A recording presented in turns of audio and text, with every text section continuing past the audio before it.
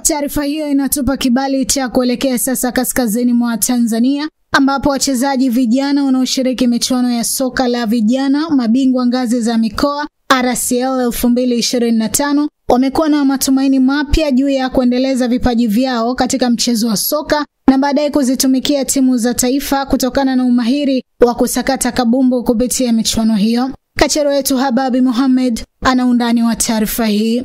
Ni tamati ya mchezo wa RCL kwa mwaka 2025 ikiwa ni kituo B kwa maana ya kanda hii ya kaskazini katika kituo cha Arusha. Timu kati ya Matui kutoka mkoani Manyara dhidi ya Chamwino Talents FC kutoka mkoani Dodoma.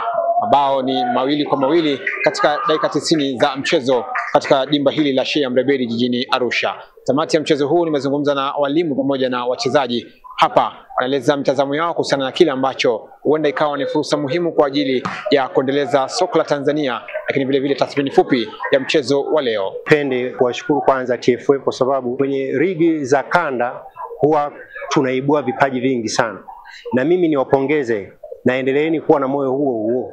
Msiwaache. Maana yake kwamba kuna vijana wako chini kabisa wanatamani wafike level za juu.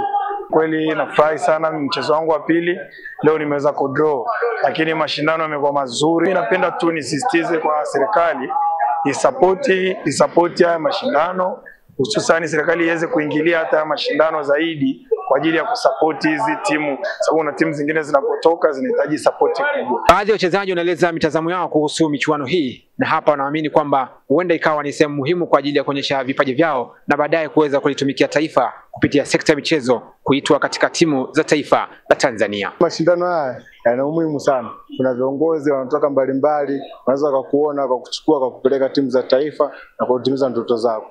Mashindano yana umuhimu wake. Unaweza kuonekana hapa ukaenda kucheza timu za taifa under 17, under 20 ndio unaweza kucheza. Kwanza kabisa tunapenda kuwashukuru TFF kwa kuandaa mashindano, kwa maana yanatupa sisi nafasi nzuri kama vijana wa taifa hili kuonyesha vipaji vyetu. Kwa namna moja ama nyingine, kwa mashindano yamekuja wakati sahihi. Wakati taifa lina uhitaji wa wachezaji, na sasa hivi na tunaona kabisa vijana wakionyesha uwezo wao wakati huu. Kutoka Arusha kaskazini mwa Tanzania, mimi ni Hababi Mohamed na hii ni Viwanjani ya Clouds TV.